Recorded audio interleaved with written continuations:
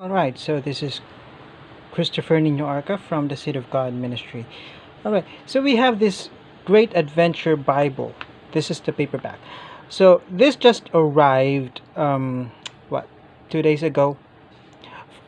This came from the Ascension Press in the USA, and then this was dropped by the local distributor here in the Philippines. So I'll just be opening this right now, since when I got this 2 days ago. Alright, so here we go. So this Bible came with a plastic envelope. Alright, we'll be opening this up just for a second. Alright, so after this review, actually, this Bible will go to a friend of mine. Alright, so this is a paperback, and it is still wrapped in plastic. You could pause that. You can pause this video to read the details here at the back. As you can see, what we will be doing primarily is already a comparison of this paperback with the leather edition that I already got since last year. But we will be discussing some of the differences of the paperback with the leather. Alright? Well, this is actually a very good angle. Now, here we have the Ascension, the Great Adventure Bible, Your Journey Through the Bible, Catholic Bible. Alright? And at the spine, Great Adventure Catholic Bible, Revised Standard Edition, Revised Standard Version, Second Catholic Edition by Ascension. Alright, so let me just focus the texture of the cover here. This is no ordinary paperback, actually. You could see that, the sheen. This is no ordinary paperback Bible. And if you take a look, this is definitely Smith sewn and glued. This would act as a durable Bible, and it will last you for a long time. Well, please bear with me. The noise outside is because there's a construction here in the neighborhood. Alright, so as we open the Bible, you could see that there is barely little sheen on the paper. With the leather edition, they have the same pagination, exactly the same layout, 2-column format. Let me zoom it out.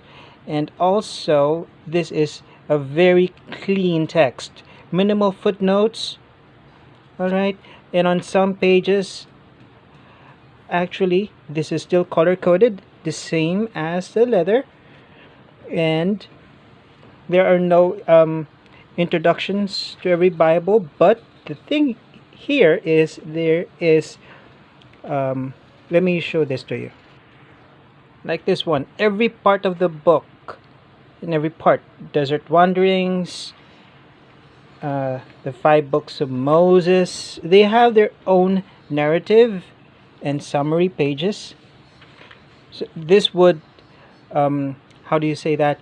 This would be an equivalent for introduction for every books. So every part of the books, there are introductions.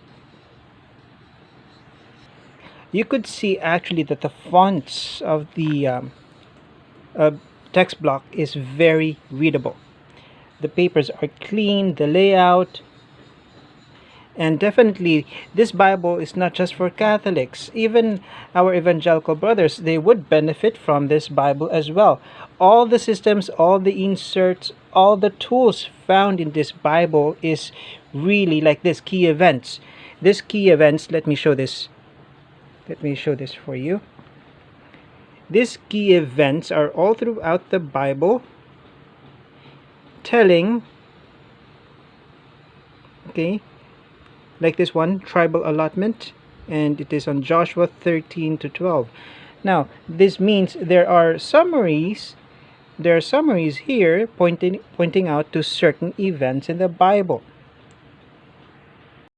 As you can see, actually, the paper of the paperback is whitier than that of the leather edition, which is for the leather edition it's a bit creamier, but here in the paperback, the paper quality here in the paperback, it's more white.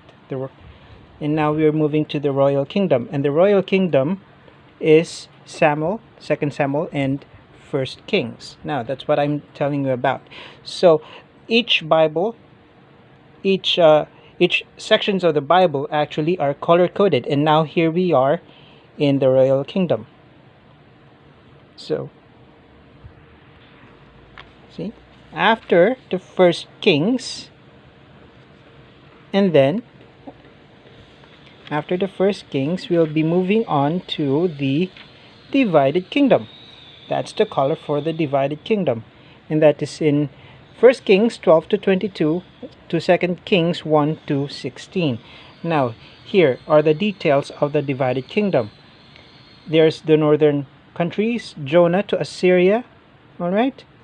And here are the supplemental books: 2 Chronicles, Amos, Jonah, Hosea, Isaiah, and Micah. And in the land of Canaan, here are the details, all right, of the southern kingdom. Now, moving along, now you could see that through the side of the Bible there are color codes, and that is per era of the Bible. Now, consider this. This Bible is designed to act like a huge storybook. So there is the narrative, there are the prophetic books. Now, the best way to read the Bible is to read first the narrative books, and then you move on to the prophetic books. That is the best way to understand the story behind the Bible. That is why the system of the Great Adventure Bible has been created that way. Now, this is the only way you could maximize the use of this Bible, is if you study first the structure of the Great Adventure system. That way,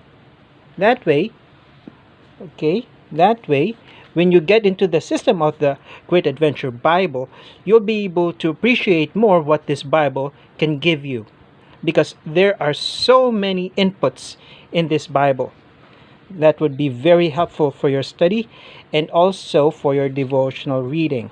Now, if you're new to the RSV translation, I suggest reading the introduction. This is the 1966 edition. Now we have the Nihil Obstat and Imprimatur for the RSV Catholic edition.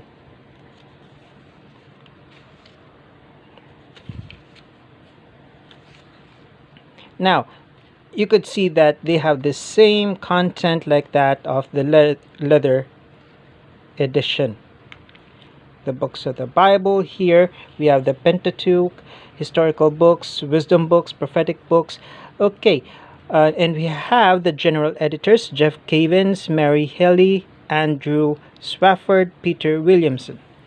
All right, for our evangelical brothers, you would see that, of course, since this is a Catholic Bible, there is the Deuterocanonical books here. And may I suggest, the Deuterocanonical books are a wonderful read. All right, so why don't you just try to read the books, and you'll be able to see how enriching the content of the Deuterocanonical books are. So moving on, we also have the index of articles, and consider this: we have the list of the Apocrypha and the Deuterocanonical books. The Deuterocanonical books are only 7 compared to the Apocrypha of the Orthodox Bible. Now we have the index of articles, charts, maps, and key events. Oh, my apology for that. Now we have the Introduction to the Great Adventure Catholic Bible by Jeff Cavins. We have a foreword, actually, by Archbishop Michael Burns. Now, if you would like to see a complete a review of this one, may I suggest that you watch my review of my leather edition of the Great Adventure Bible.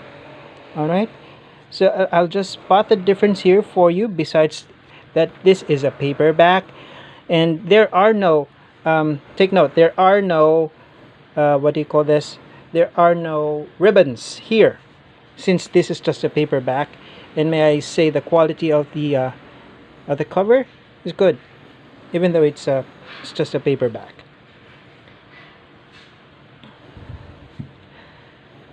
Now, before we conclude, all right, and still, the red letter, the words of Christ are in red.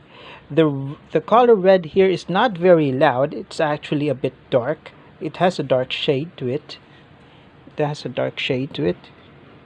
You could see that.